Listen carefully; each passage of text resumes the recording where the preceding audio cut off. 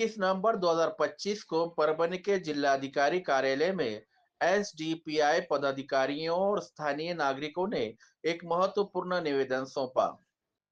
ये निवेदन सितंबर महीने में हुई अतिवृष्टि से हुए फसल, घर और पशुधन के नुकसान के बावजूद कई पात्र लाभार्थियों को अब तक शासकीय सहायता न मिलने के मुद्दे से संबंधित था।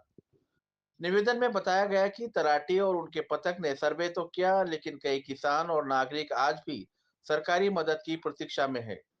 इसके अलावा फॉर्म भरने के नाम पर कुछ लोगों द्वारा 50 रुपए वसूलने का आरोप भी लगाया गया।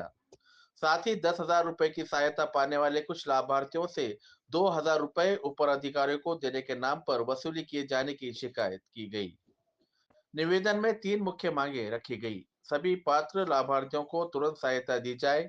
2, 50 रुपए और 2,000 रुपए की वसूली की जांच हो। दोषी अधिकारी, कर्मचारी या दलालों पर कार्रवाई की जाए।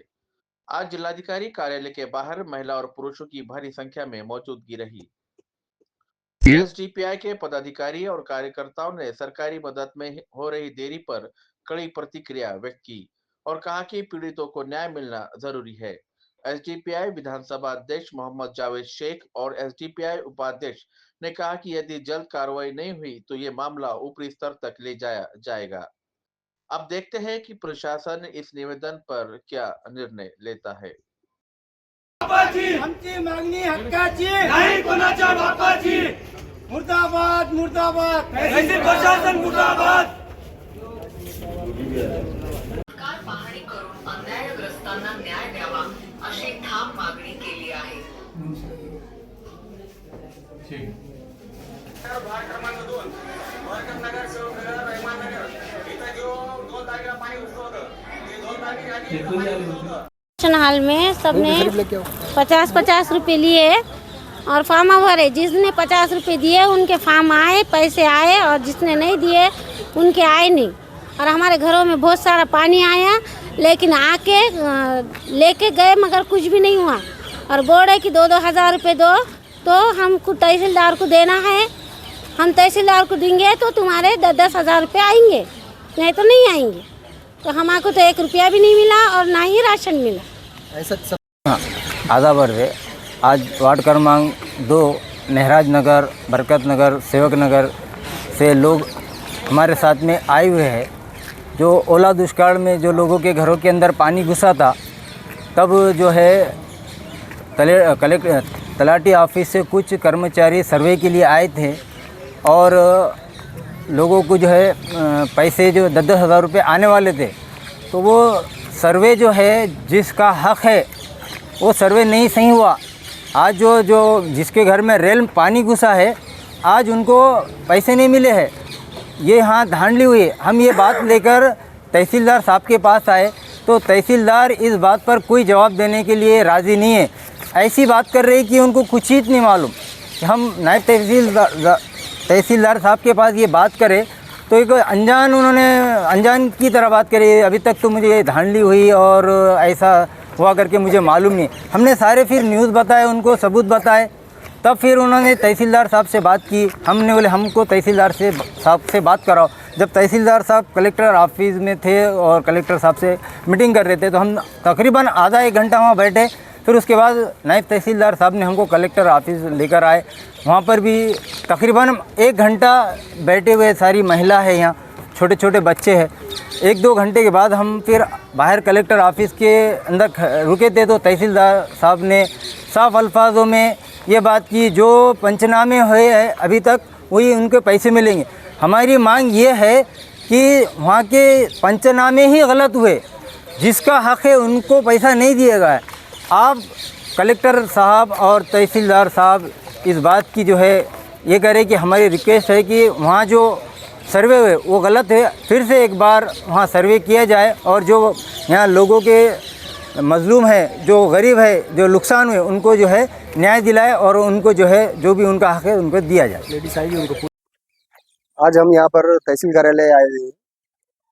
पहले तो हम तहसीलदार साहब के पास गए थे, तो नायब तहसीलदार साहब ने हमको कलेक्टर ऑफिस लेकर आया। यहाँ पर पूरी महिलाएं और ये जेंट्स जो मोल मजदूरी करते हैं, जिनके घर में कमाने के लिए इनको रोज़ बाहर जाना पड़ता है, आज का पूरा दिन इन्होंने डाल दिए। 4-4 घंटे बिठाने के बाद अब बोलते हैं कि भाई कलेक्टर ऑफिस नहीं, वापस तहसीलदार साहब के ऑफिस पे आओ। ये पब्लिक को हैरेसमेंट क्यों किया जा रहा है? हाँ, क्यों मिसगाइड किया जा रहा है? क्यों ये लोग चाह रहे हैं क्या बड़े पब्लिक ने परेशान हो गए आखिर में उठ के चले जाना? हम यहाँ पर तहसील कार्यालय आए, तहसीलदार साहब से बात हुई कि भाई आप लोगों ने जो सर्वे किया, पब्लिक का बोलना है कि उसके ऊपर ऑब्जेक्शन है हम लोगों को। क्या ऑब्जेक्शन है? कि हम लोगों के घरों में पानी घुसा है, मगर हम लोगों का ना फाइल में नाम आया, वो लिस्ट में नाम आया, सैंक्शन लिस्ट में, ना हमारे पास अभी तक पैसे मिले, जबकि हमारी गली में पंचनामे किए गए। इन लोगों के पास, इनके पास वीडियो रिकॉर्डिंग भी है, जो इनके घरों में पानी घुसा था, कम से कम इनके घुटनों को इतना इनके घरों में पानी घुसा हुआ है, तब भी जाके अगर प्रशासन ये मानने को तैयार नहीं है कि भाई हमने पंचनामा गलत किया, तो इसके ऊपर क्या कार्रवाई की जाए? सही तहसीलदार सीधा सीधा इनकार कर रहे हैं कि भाई हमने 8 से 10,000 रुपये 10,000 सैंक्शन किए हैं और इसके ऊपर कोई धांधली नहीं, जबकि ब्रोकर्स पूरे दलाल बाहर घूम रहे, 50-50 रुपये लेके पब्लिक से इन्होंने 50 रुपये 100 रुपये गरीब, एक तो इनको पैसा नहीं दिया और 50-50 100-100 रुपये एक से निकाले गए। इसके ऊपर कार्रवाई करने को कोई तैयार नहीं है। ये बोल रहे हैं हमारे पास लिखित में कोई कंप्लेन नहीं है। हम लोग आपके सामने तोंडी यहाँ पे बात कर रहे हैं, लिखित में भी दे रहे, और क्या होना चाहिए? क्या चाहिए आपको?